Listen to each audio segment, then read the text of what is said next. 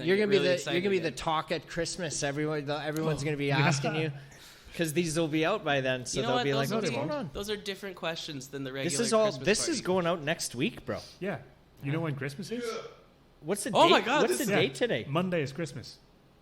Am I the Christmas episode? Yeah. This is a Christmas. Oh, I didn't bring a Merry hat. Christmas! Oh man, everything is recording. That's your camera. So whenever you're ready, we'll jump right into it. All right, let's just go. Oh wait. Don't worry about them. Oh, they're good. Hi, I'm Adam Beitel, and this is another episode of the Sit Down Podcast. Beauty.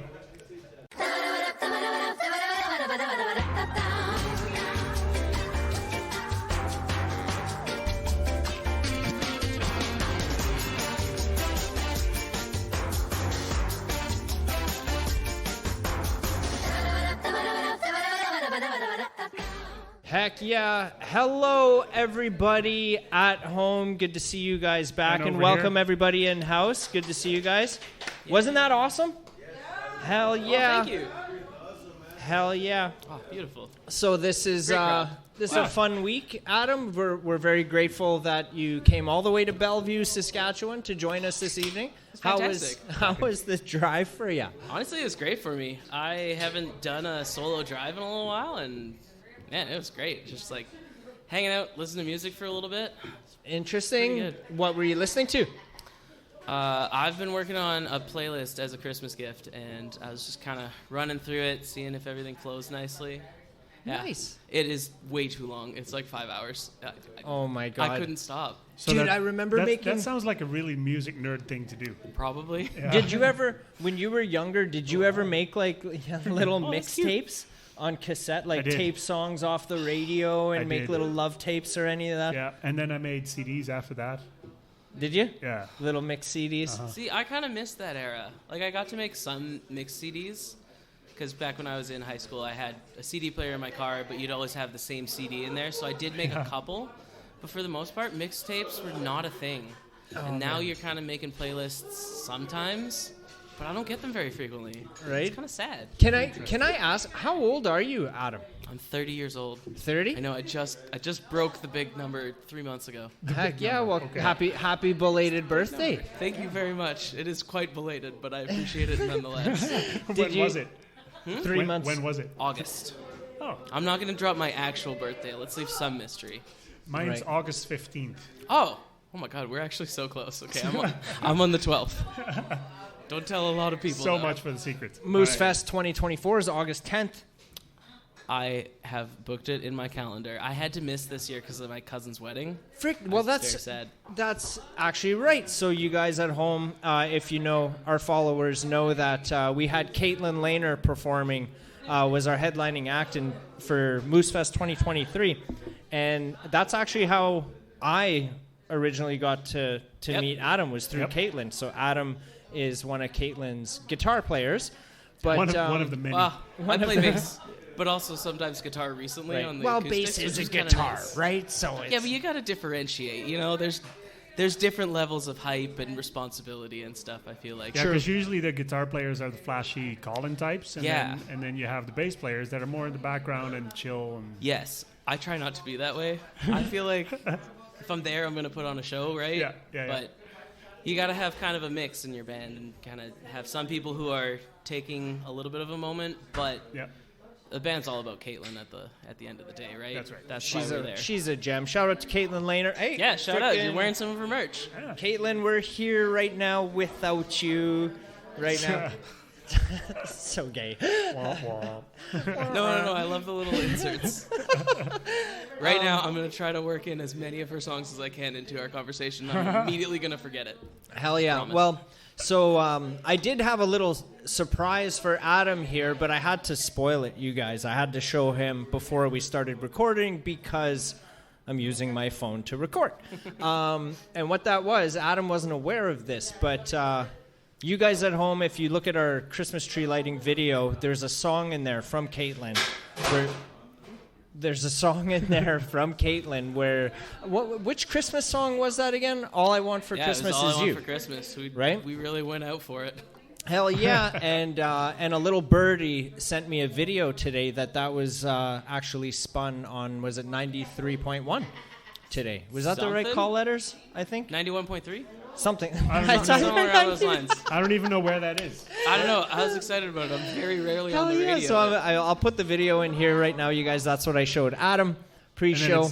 Just watch. It's a tiny college radio. It could very well Yeah. be, but I'll take it. But Yeah. still, yeah. Hell It's yeah, radio. dude. Radio's radio.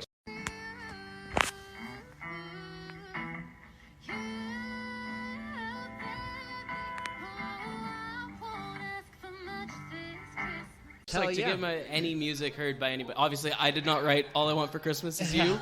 But you are the one playing the guitar in Yes. that track. So Yes. So congratulations to Thank you.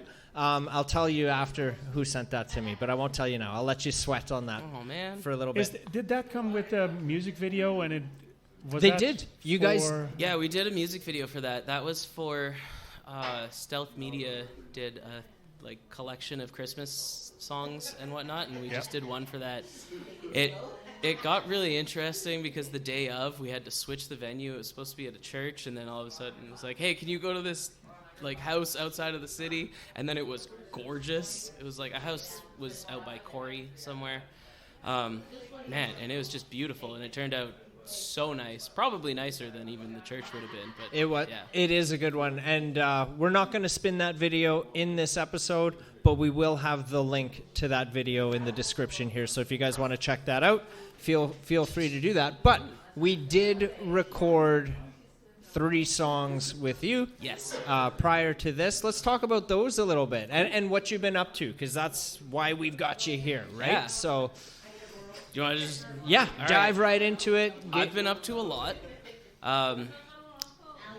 2 years ago, I started playing with Katelyn, and I was also playing with my own band. We're called Banastronaut at the time. But this year, really kind of started ramping up my own stuff. So I've been writing by myself for several years. I think the latest back song that I have is about 6 years ago. But this year I decided I was just going to record an album, and I was hanging out a lot with Simon, who also plays in Katelyn's band with me, and Simon Jasnick runs Bees Knees Recording, and so we just said, hey, let's do an album, and so we did. I've got 8 songs on it, so I played 3 of those today. I played 3 of the softer ones. You can probably tell I'm getting hit by my allergies a little bit, so I didn't want to go all out.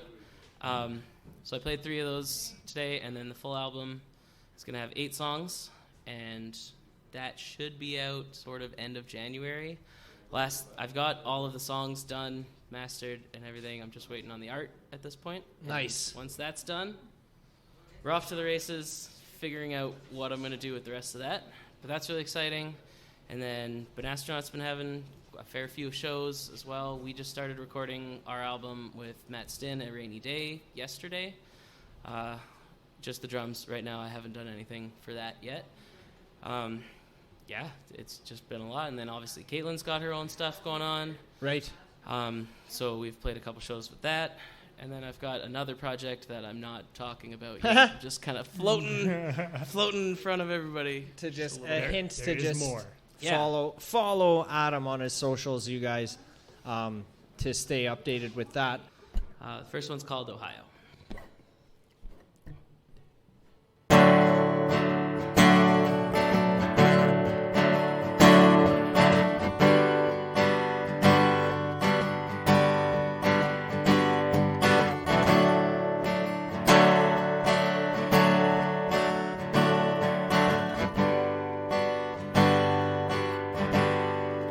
When you said you had to go, I wasn't so sure I could follow.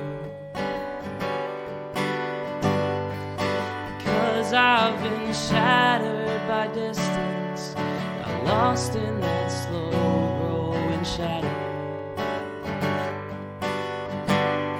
So even though it's what you need, I thought of asking what it meant for me.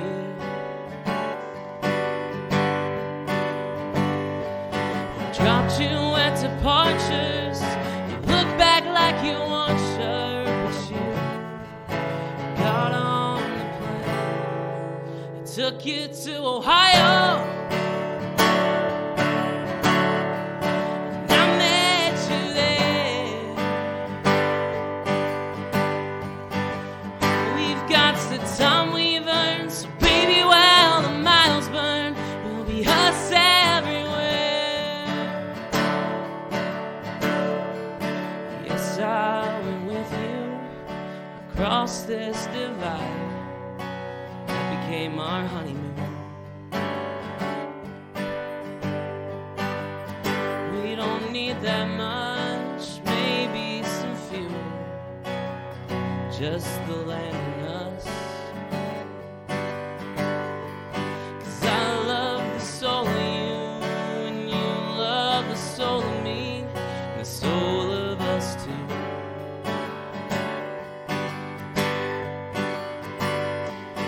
Visceral reaction to the step you took in passion when you got on the plane. It took you to Ohio. And I met you there. We've got the world ahead, the wide eyes of the innocent. We'll be us everywhere.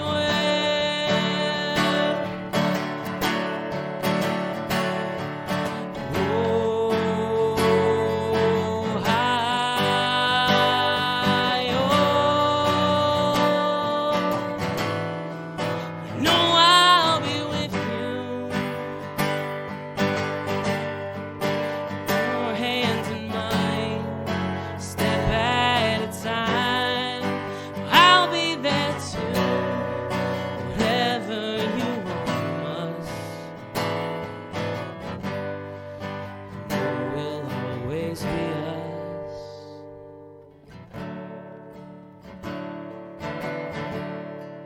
Oh, I'll meet you there. We've got the world ahead, with wide eyes of the innocent, to be us everywhere. Stay with you always. Don't want to stray. All we've got's the time we've earned, so baby, while the miles burn, we'll be us everywhere.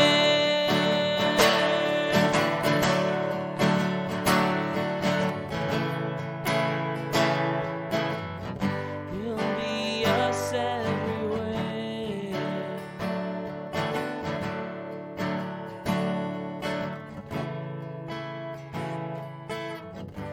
We'll be us everywhere.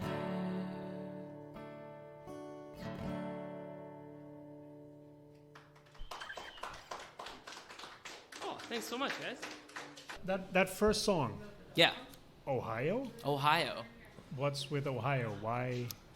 Well, I'm just really sad that I've never been to Ohio. I did this big road trip with my friends 4 years ago, probably, and we just kind of hit all of these towns in the eastern top of the United States, and we just briefly grazed Ohio. So I didn't actually go in there, but I really wanted to go see the Rock and Roll Hall of Fame Museum. So that song was inspired kind of by the fact that I just really want to go to Ohio. But most of the songs were inspired out of this one particular breakup that I had, and then I kind of took ideas from that, pushed it into other directions, and just kind of fleshed things out in different ways. So Ohio came about probably 3 years ago, maybe 2.5 or so. But I've been sitting on it for a really long time, and Yeah. I just like it a lot. Hell yeah, dude. Yeah. Yeah, I'm freaking excited for these. It happens to a come lot up. where people or artists just sit on music forever. Well, you never really know what you're going to do with it, right? Like, I was writing songs because it was helpful to me. It was a fun creative pursuit.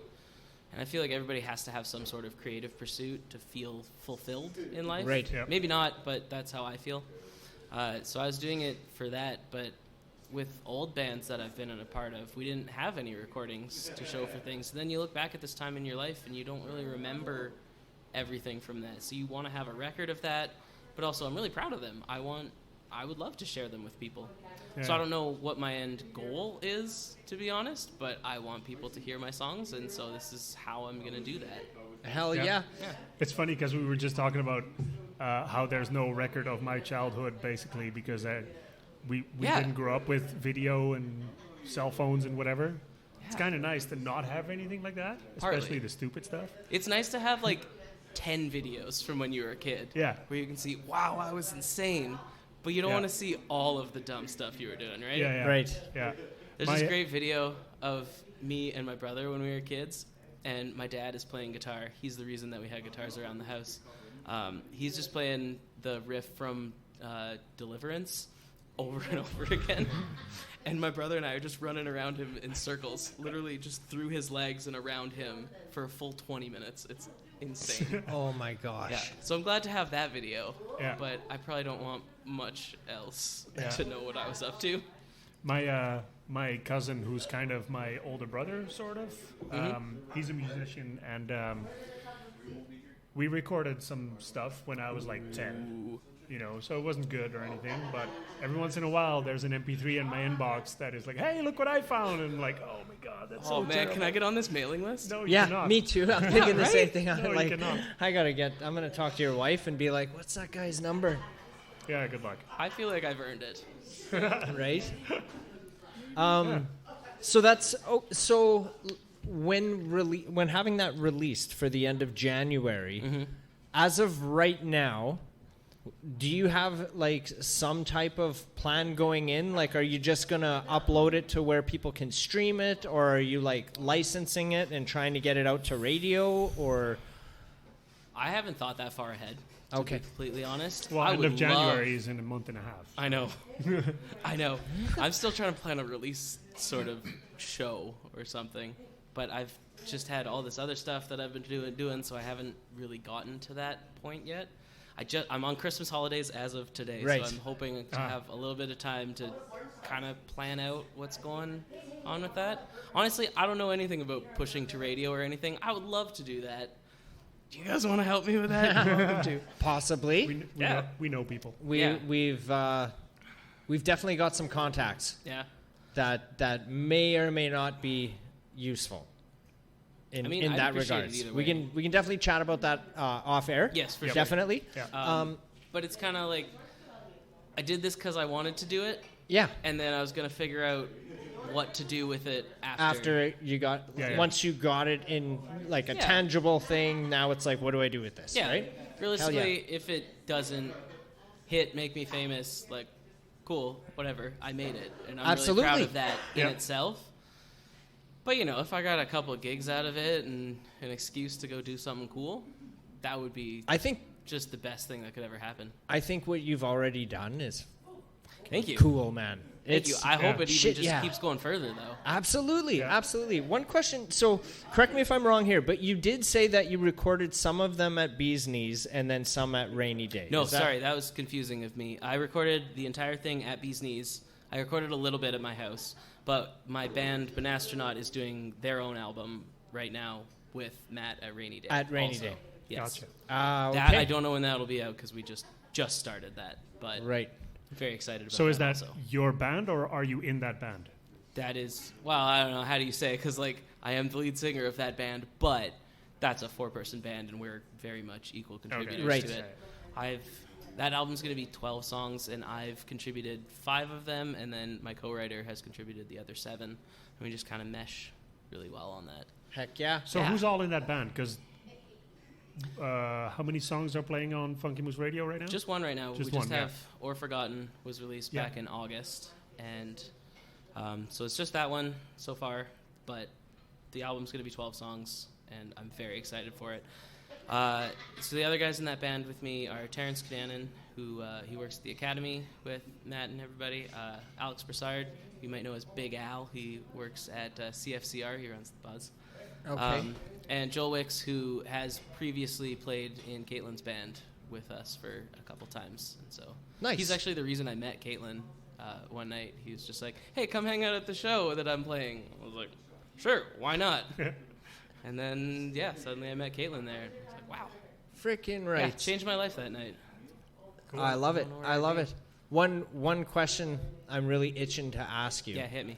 Is you having recorded at those two different studios, Bee's Knees and Rainy Day. Yeah.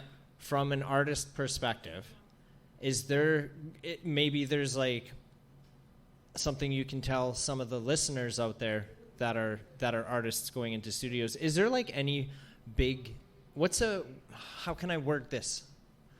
What's something different from recording at different studios? Or is it just very similar? Yeah, why would you choose one studio over another? Well, everybody brings their own sort of personality into it, but also the way that they work just kind of would mesh differently for different projects. So when I was doing my solo thing, I'm looking at that's very much not pop, but it's a blend of a lot of different genres.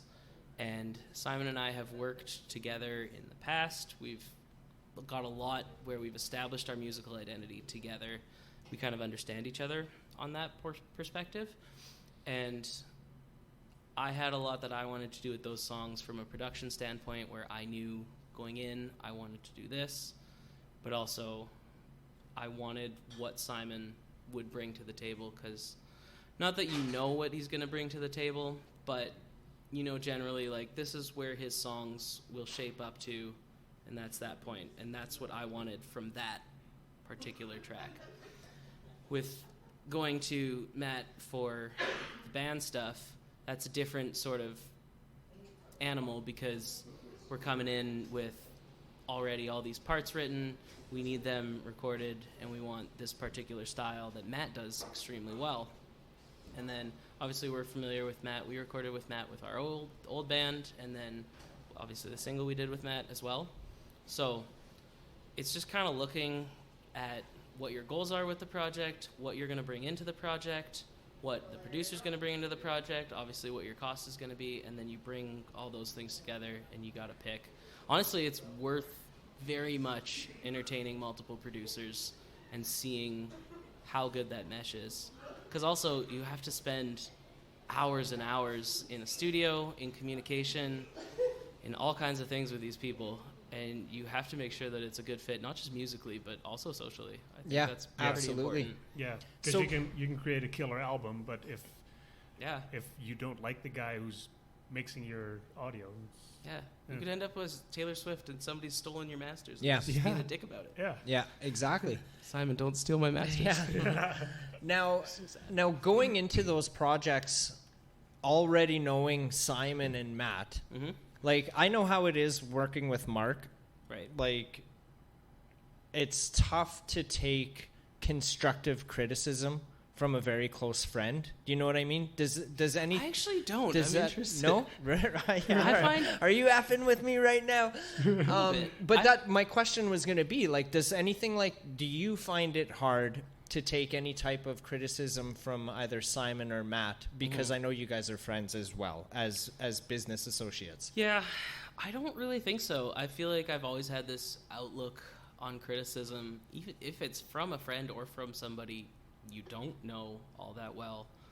Realistically, they want a better outcome for them.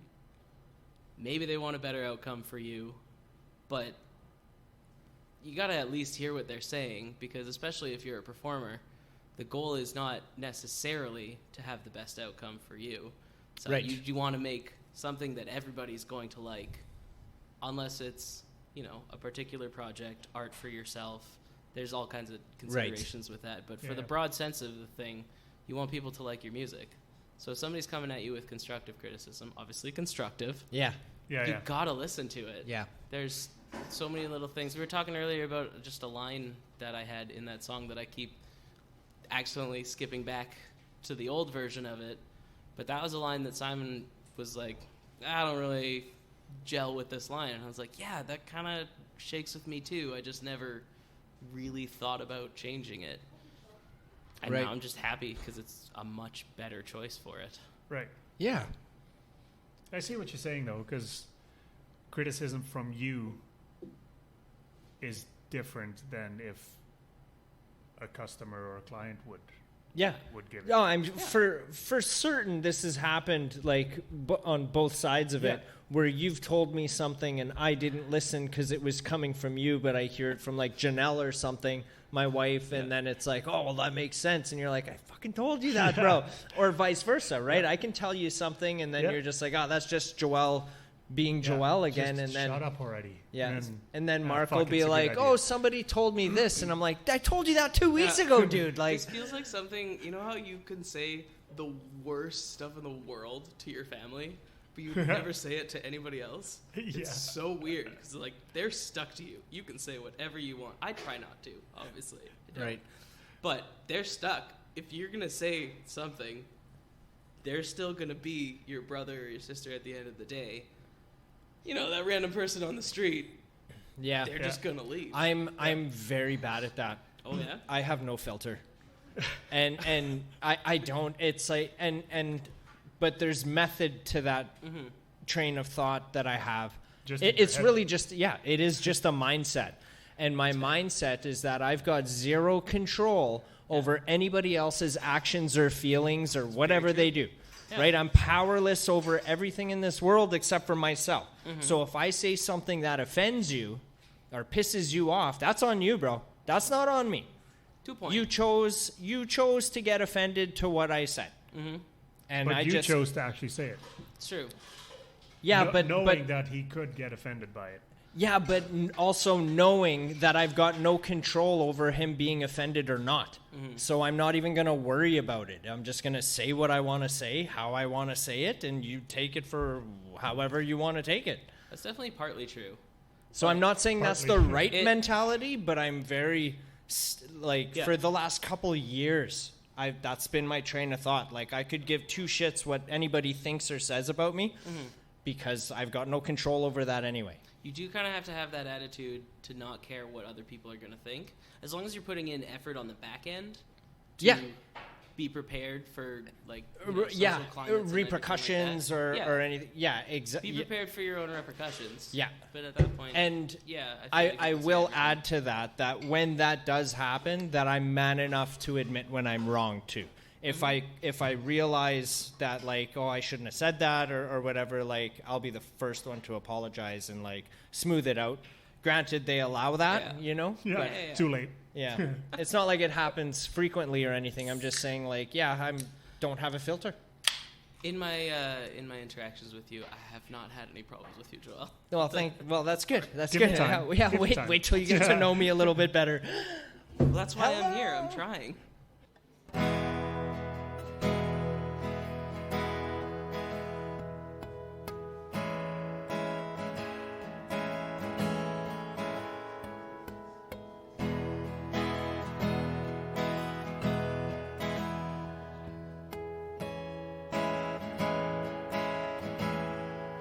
I've got an angel, she sleeps on my chest to feel my heart beating. And I know when love's not the worst or the best, that I can feel it breathing. She makes me alive, I got glimmer in her eye as we drive down these sunset roads we found on the way.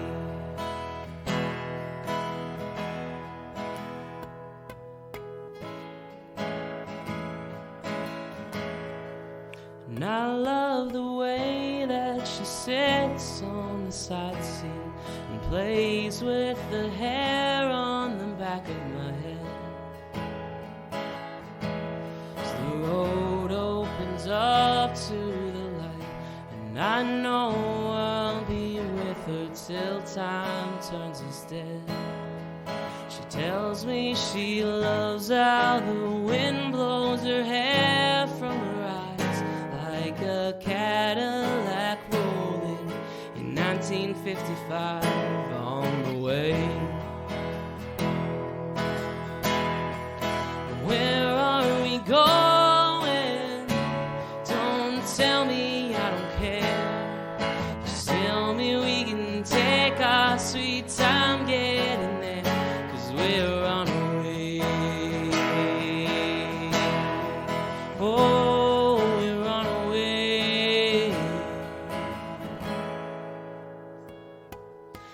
look into her eyes, say the words without lines, without a breath.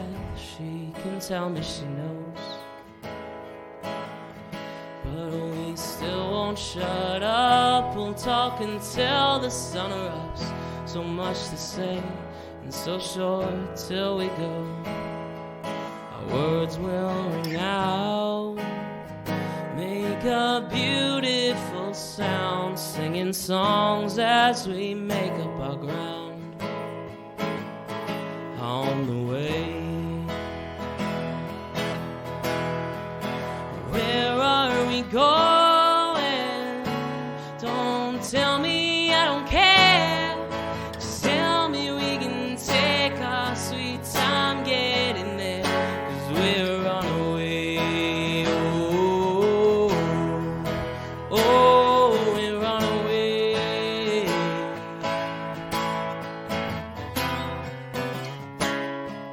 I know I'll be seeing her for the next 100 years or so, and I will be patient and I will be kind, in sickness and health and wherever we go.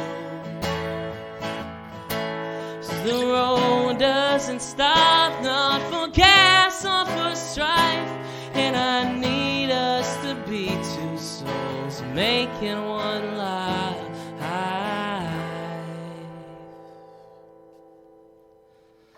This Cadillac is rolling through the streets and the pines, and I'll see your hair waving in 2055. We're on our way.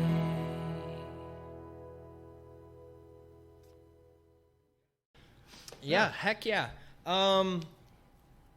So speaking of that line that you went back to, that was the second song. Yes. What was it called? That song is called 2055. Right, and it was about a Cadillac? It was about a Cadillac. Yeah. Not a true actual Cadillac. It was very much a metaphor. That was the oldest song that I wrote on this album. It is probably from 6 years ago or so, and my mom really likes it. So I was like, well, I gotta start the album with it. And the album in itself kind of traces a linear progression in that it starts with that one, and then the last song is one that I wrote in May of this year, and we started recording the album in, I think, April. So I had originally come in with these 8 songs, and then we decided one wasn't strong enough, so I scrapped that one. And then as we started, I had just written this other one, and I said, this feels like it has to be here. And so we put it on, and now I don't want to say the album has a theme to it, but it does kind of trace my progression just through the years, as a songwriter, but also just how I was feeling about things. 'Cause Right. I feel like there's truth to every song on the album. I'm not a person who just kind of is like, hey, I'm going to come up with this concept and I'm going to write it. Everything started as an actual emotion, feeling thing that actually happened, and then obviously you transition, you tell a story with it, Yeah. right? But it all started from a point of where I was at, and I'd say roughly I trace a linear path through the album. Right. So the 8 songs that are on the album then, Yeah. is it designed where, like, ideally you can put it on, hit play, and throughout the 8 tracks tells a story in itself? Yes. With those 8 songs combined, like they're Yeah. in order basically, or in Yeah. a specific order. That's the goal. I thought for so long about the order. Really? And did Yeah. you write those songs to go on that album in that specific order? Not exactly. They're mostly chronological. I think Right. 2 or 3 have kind of flipped into different spots that it fits the vibe differently and kind of takes you through a flow. But mostly they are actually chronological because it's how I was feeling at the time. And, I mean, chronological over several years, obviously. Yeah. But, yeah, it wasn't too hard to go chronological. Heck yeah. with it. I freaking love that. That was Yeah. that reminds me of the episode with the Garys Ooh, that we did. that is high company. And we were, that was one of the discussions that we had on that podcast was like the order of the songs when forming the album. Yeah. How to figure out the order of the tracks or whatever, and that's what they were saying too. How long did it take them? A long time, and they kept changing it, and it had to, if I remember right, a big part of it was like the note that a specific song ended in has to make sense for the next track to follow that. Yep. Because otherwise you're just bouncing all over the place. And it also came back to that family criticism thing because they are sisters. It was like, true. I don't want to. Well, that's not a reason. Yeah. Yep, that's very true. We were thinking about that already on the Banastronaut record. We're like, all right, what transitions are we going to put? Where do these songs end? Because you think about that already a little bit for shows and stuff so that you have nice, clean transitions and things are actually a good show instead of just some guys up there just playing one song after another. Just you jam. want to put on a show, right? So we've already thought about that a little bit, but the group chat every couple of days is just like, what about this? And we're like, that's a crazy idea. Let's table it. They're mostly crazy at this point, but we're getting closer. At least they're in the chat. Yeah. Yeah. Yeah, we'll go back and reference them. So how did that project start? And how long? Astronaut project? Yeah, and how long has it been going? Technically, it started back, God, I don't even remember when. Probably 2015, maybe, under the guise of Safety Jane, when half the band was jamming together, and then they needed another guitarist, so they brought me in for lead guitar, and they brought in another girl, Jane, as the lead singer, and formed Safety Jane. So then we were this new band, and we actually played a show with Travis Williams' old band, and Dawson is also in that, called Chasing Illusions. I remember that, and Travis brought that up to me when we were hanging out recently. I was very weirded out by it because I don't remember that show at all. But that band went for a little bit, and then the singer moved to Thunder Bay to go do her PhD, and so we kind of half disbanded a little bit, but then the pandemic was also happening, so Terrence and I kept writing together over the pandemic, like, quite frequently. I think we were doing a weekly thing, and out the end of it, we're just like, man, we sure do have a lot of songs here. A lot of them would be good for a band sort of thing. So we called up the old drummer, and we brought in a new bassist who had been in an old band, who was already a friend of ours, and just formed this new sort of thing.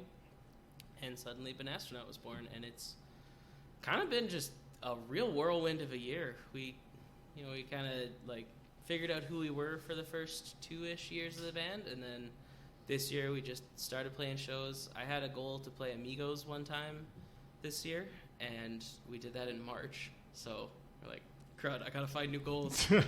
And so we that played was too easy. Yeah, so we played our second show at Amigos on Saturday, and it was like, doubled our goal, really nailed it. So next year, I don't know, hopefully getting some festivals, put out this album, and actually have an anthology, and then just, I don't know, take over the world.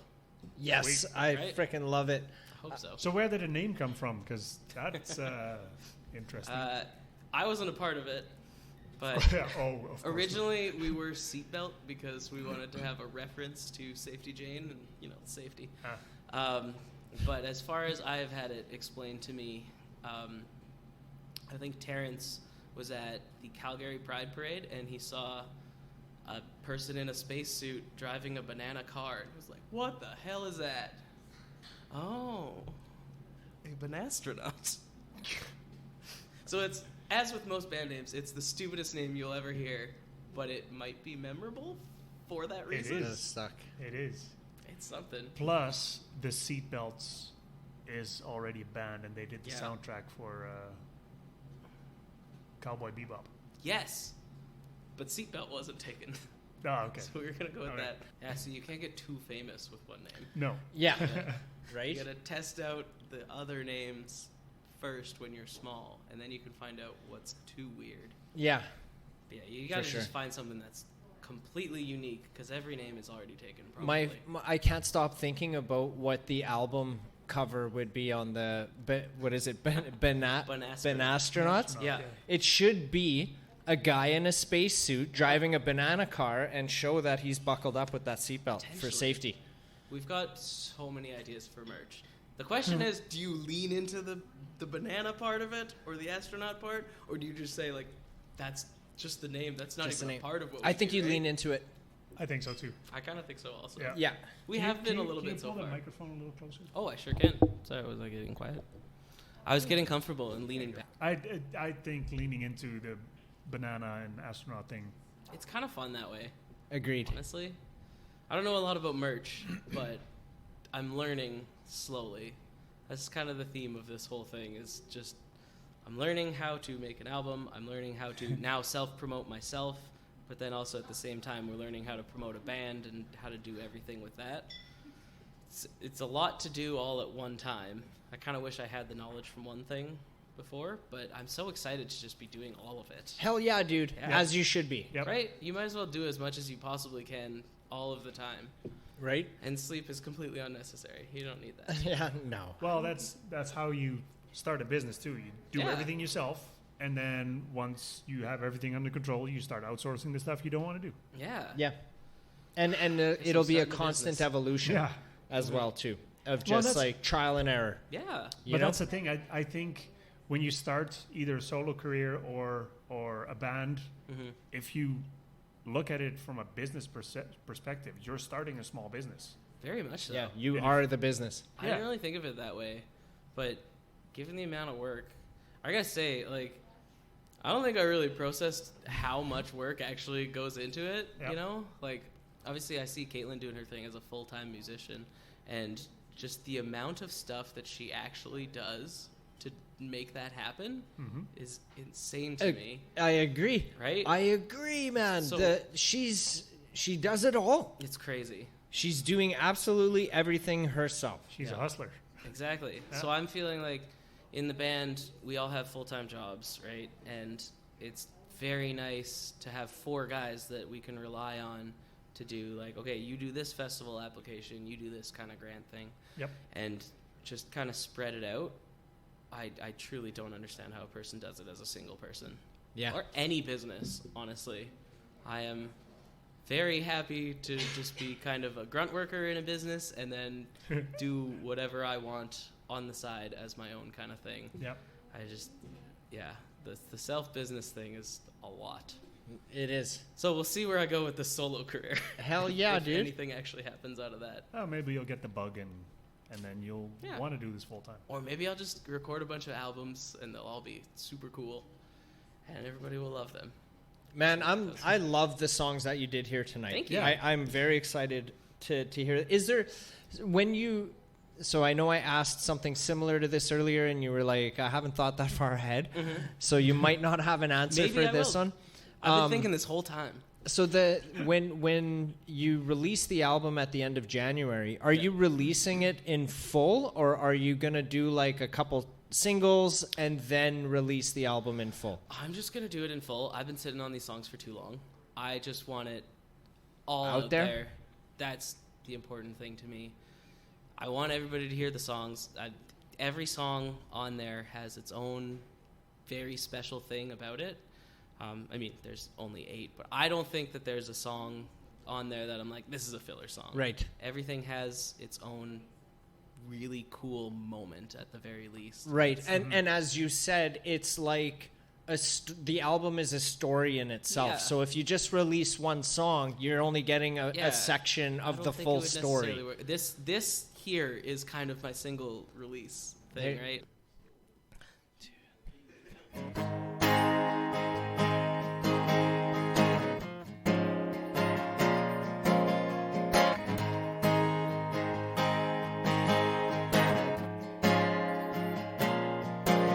Could hate you, but I kind of wish I did. Navigating might come a little easier. I'm collected, secretly falling apart. Haven't called you up since Easter, though I've missed you all the while. How do you pretend pretend you like to see me now and then. And every second with you shrinks me. Can you see it? Does it get you too? I should have seen this coming, but for what it's worth, I have loved you from the very minute I saw you first. You said to leave them laughing. It's such a fucking lie. 'Cause if I can't hate you, how can I get by?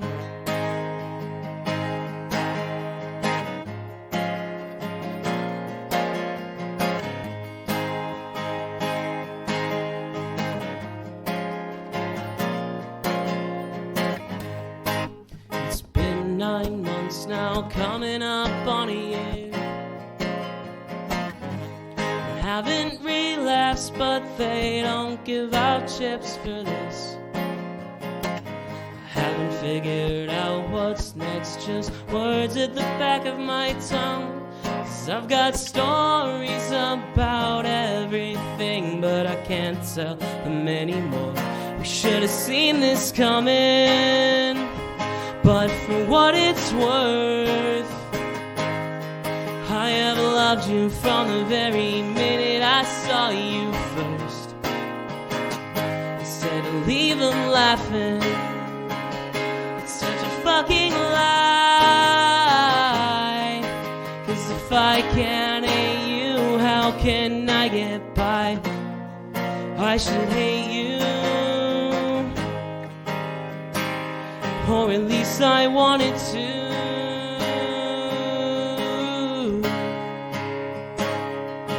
Maybe if I say it enough, oh, if I say it enough, I'll make it come true. I should have seen this coming, but for what it's worth, I have loved you from the very minute I saw you first. Instead of leave them laughing, it's such a fucking lie. 'Cause if I can't hate you, if I can't hate you, how can I get by? Right. I did the one mic back, well, I don't even remember when I did that. 10 months ago. 10 9 months? or 10 months ago. Yeah, it was a while ago. So that was the first time that I played Fleeting Moments, which is, I think, the 6th song on the album. And it's one of the 2 really big songs on the album. But that's just a stripped-down acoustic version that I did there. But that's kind of functioning. I was like, hey, I'm making music. This is technically a single. This is what you can listen to. And then here, I'll give people a taste of a little bit of the lighter side of the album. And then on the actual album, they can hear all of the amazing harmonies and layers that Simon and I have been working on for Hell so yeah. long. I'm so excited. Freaking right. I put a 270 voice choir on one of the songs. Are you serious? It's way too many voices. Are you But serious? it's there. Yeah, we just recorded it in my basement because, well, it was going to take way too long to get so many people in a studio. Yeah. Actually, so I just had all my friends and my family come in, and I had everybody record 5 parts, different orientations, and all over the place, doing different things with their voice. And at the end of it, I ended up with 270 tracks. Like, okay. So I just said it all the time, and I was like, figure it out. And he figured it out. And Simon was like, yeah, thanks. Yeah, it's fine. He didn't even Which- complain at all. which Absolute song? trooper, that man. That song is called Home. It's written about the death of a grandparent, and I love that song. I'm very proud of that one. You know what? I lied to you guys. That song actually started when I was in grade 10, so like 12 years, more than that, 12, 15 years ago. That was the oldest song on the album. Yeah, but I kept changing it and reworking it until it is where it is now. And it's probably the most important song on the album to me. I got my sister to come in and sing the second verse on it, and my brother comes in to do the second chorus with us, and then the choir comes in later on. But it is an expansive song, and it goes places, and I'm so excited about it. Oh, shit, yeah. The best moment on the album for me is that second chorus when it's the three of us all singing together. I'm not going to say that the express purpose of this song was to make my mom cry, but that was probably the most important part of it, was to make something that was a certain level, that had a certain level of beauty to it, and it came out exactly where I was hoping for. And honestly, all credit to Simon for that. When we were first talking about doing everything, I was kind of like, all right, budget reasons, I kind of want to record as much as I can from my house. We did some tests of that, and like, I have okay equipment, but certainly nothing that's going to be comparable. And at the end, I was just like, you know what?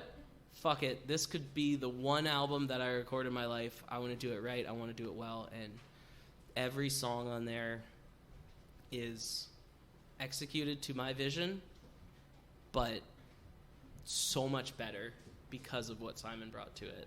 And yeah, it's fantastic. I feel lame listening to my own stuff, but I keep listening to it because I'm just like, oh, that particular harmony right there is, whoo, right. It's everything. And I got to bring in a lot of other people that I wanted to work with more. I have a friend who lives out in the UK, but who's one of the greatest violinists I've ever heard. He used to live here. And so I just asked him, hey, could you maybe record this violin solo and a couple of these little side tracks? And he was like, yep. So he got that done for me, sent it back. They were all incredible. And then another friend of mine works in animation out in Vancouver, and I had her do the artwork for it. So I love that. Yeah. I love that, dude. It's very much just a culmination of all of these art projects that I've worked with, people that I've worked with and respected and loved in the past. And I'm just so excited to have the complete package together and for people to see what I've done. Freaking right. Yeah, and cool. And what? So the 3 songs that are in this episode. Yep. Throughout the course of the week too, they'll be going up on the channel as Yep. like individual tracks. I'm not sure how you usually cue that up.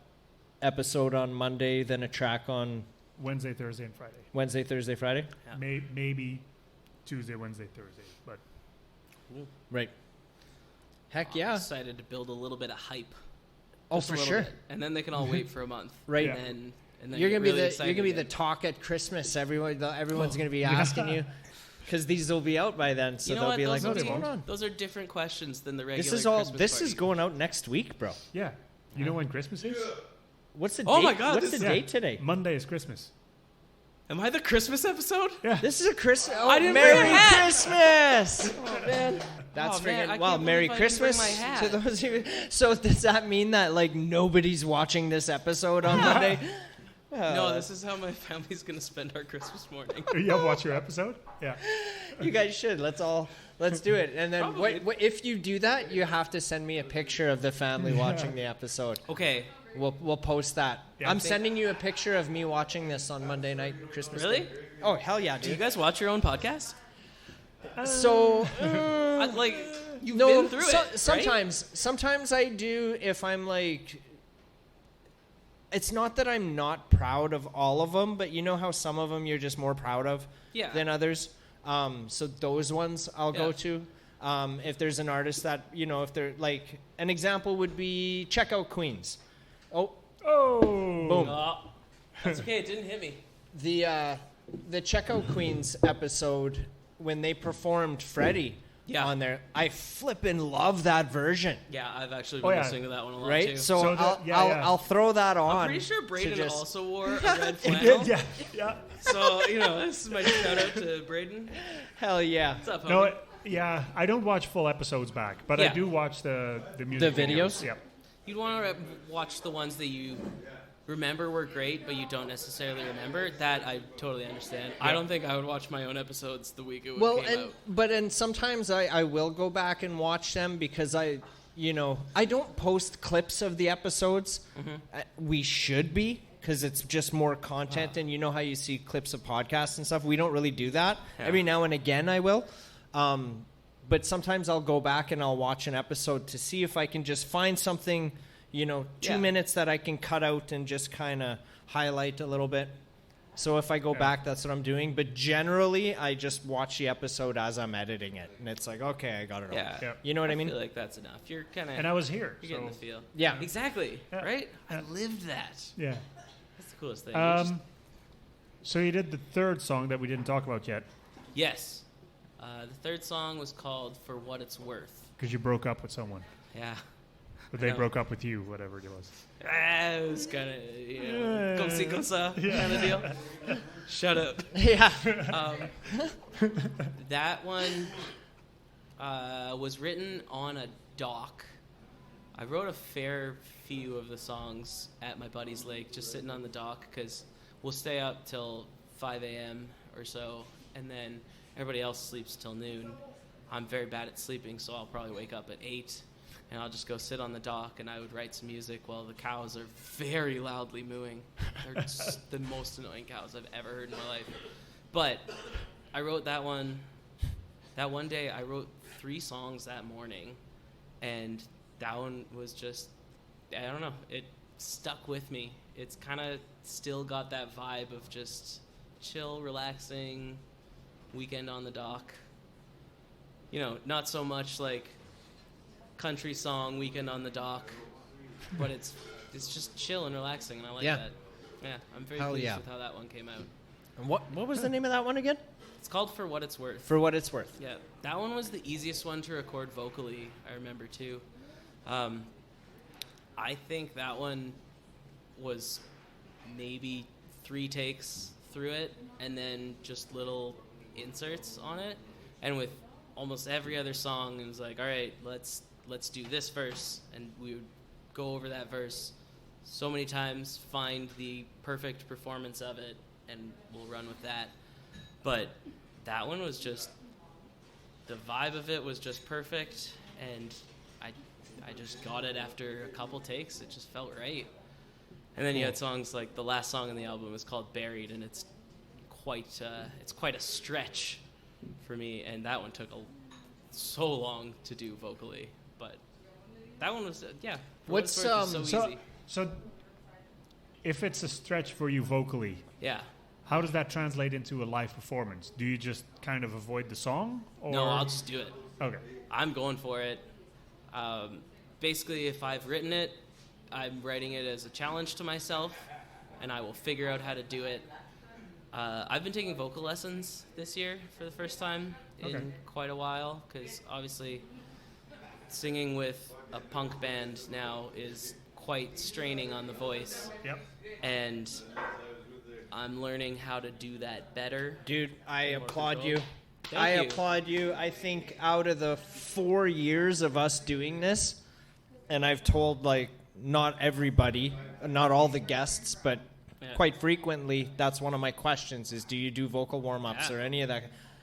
And I think you're the first one that's like, I started I do doing that. vocal warm-ups. Hell 'cause yes, out of dude. necessity. Vocal warm-ups and vocal lessons are 2 different things. That's Yeah, I true, know, but it- his vocal coach out is of going to the tell him to lessons- do vocal Yeah. warm-ups Yeah. before Yeah. performing. So My vocal coach is one of my dear friends. Her name is Liz. Also, shout out to Liz. But she's helped me so much. Sing like myself, because I don't know if this is a problem for a lot of people, but when I'm singing, it's kind of like, oh, I want to sound like this person, and just naturally my head's doing an impression. Yep. basically. Right. Yep. And so now I'm kind of getting better at learning to, when I'm covering a song, I want to sing it like me.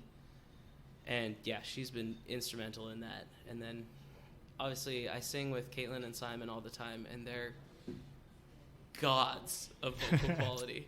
And I'm just like, I can hit notes. So I desperately need to be on par with them. I feel like any good situation, you always want to feel like you're not the best person there, because it gives you something to strive for, right? So I feel in Katelyn's band, I'm like, I'm definitely the weakest musician here, and that makes me push harder for everything. And I think that's huge value for me. I think she gets huge value from me too. She keeps telling me I got to stay around, so it's good for that. But yeah, the vocal lessons was something. Honestly, just I love taking lessons in anything. You know, someday I'm going to take tennis lessons. It's just like a couple lessons, get you started, and then you can kind of take it until you can branch off on your own kind of thing. You just want to learn the proper techniques so that you don't hurt yourself, and then you can take it from there. But yeah, the value of doing any kind of lessons, I think, is super huge. Considering, like, I mean, Mark and I have tried bass guitar lessons. How many bass lessons did you take? Zero? No, I took one bass lesson, and then that went on the shelf. How many guitar lessons did you take? Under 10. Ooh. Yeah? Yeah. So why didn't it take for you guys? Honest to God, time. Yeah. It was just to practice time. between lessons. And Yes. it's like And every time. And I'm old, dude. Even though I'm a pretty face, I'm 41 years old. So No to go way. in, yeah, dude. So to go in and then just randomly pick up a bass at 40 years old, like, I don't even think I played for like 2 minutes, and my hand was all cramped out. And I was that's like, normal. I know it's normal, but I'm like, F this. Sure, but like, it's just I'm 30 another and thing. I put banjo on the album. I'm just saying, you can figure it out. I could, and I'm also very impatient. Yeah. So that's another factor. That's my thing too. Like, I wanted to play a Clapton song after 2 lessons. You know. Mind you, I went in. I see the problem here. Yeah. I went in with the song, and the teacher shout out to Byron Matthijs out of Prince Albert, Saskatchewan. The most patient man you'll ever meet. Yeah, sweetest man. I should meet heart him. of gold. Yeah. I need patient people in my life. I went in there and I showed him the song I wanted to learn, and it was "Good Life" from High Kicks. Was the song, and he was like, "Oh, this one's gonna be fun." And I don't even know if I got through the do do do do do do, and like that's as far as I got. And I'm like, I can't do this. Like the hardest freaking song. Do you think I could learn how to have a voice like Danny Bacon? Yeah, Oh man, I would kill for that voice. dude, I know I love that guy. everything. I love High Kicks. Yeah. Well, I found the dudes originally, and I just wanted that voice all the time. He's wild, eh? Yeah. Shout out to Danny. But you guys are not alone in abandoning things. What have you abandoned? I wanted to learn. Do you guys know the song "Playing God" by Polyphia? I do not. Oh man, it's so good. It's like the coolest acoustic song you're ever gonna hear in your life, but it's intensely complex and gets very fast. So I set a goal for myself this year to learn that, and I learned the first like 45 seconds of it, and then it got really shreddy and really fast, and I tried for so long to do it before I was just like, wow, I guess physically I can't do this yet. I need to do simpler things to work up to that. So I've shelved that, and then I tried to learn the solo to Afterlife by Avenged Sevenfold because that's way easier. And I got it up to, I think, 60% speed, and I could not go any faster, so I've also currently shelved that. Someday, maybe I'll get back to it. You'll get there. As long as my fingers don't get slower as I get older. But I've never really been a big soloist person, so I'm trying to take myself a little bit more in that direction. We'll see where that ends up, though. Hell yeah. I freaking love that. Cool. So with that, can you tell the people in this camera where they can find you on social media? You can find me currently as A-Bites on Instagram, and that's pretty much the only place that I really post anything. I'm terrified of the concept of TikTok and how addictive it would be for me, so I'm staying off of there. But eventually, you will be able to look for Adam Beitel on all of the streaming platforms, and Banastronaut, spelt exactly like it sounds. It's not as complicated as I thought it was going to be. But yeah, look for both those things coming up in the new year. Awesome. Hell yeah. Well, Thanks. thank you for making the trek here. Thank you guys for having me. This is so awesome. I've been wanting to hang out with you guys for a little while. So Hell yeah. this Well, really you're works not out. going home just yet, but we are gonna say bye to you guys. Adam, I want you to know you are welcome here anytime. Cool. Anytime you want to come hang out with us or shoot the shit, please hit us up. Oh, I've heard the poutine's really good, and I didn't get any tonight, so. We'll have to see if we can do that. And so thanks to you at home tuning in this week. Have a Merry Christmas. And Thanks for everybody here. Oh, yeah. Merry thanks to Christmas, everybody everybody. who are here. Thank you, Adam. Thank you guys. Thank you. Did it.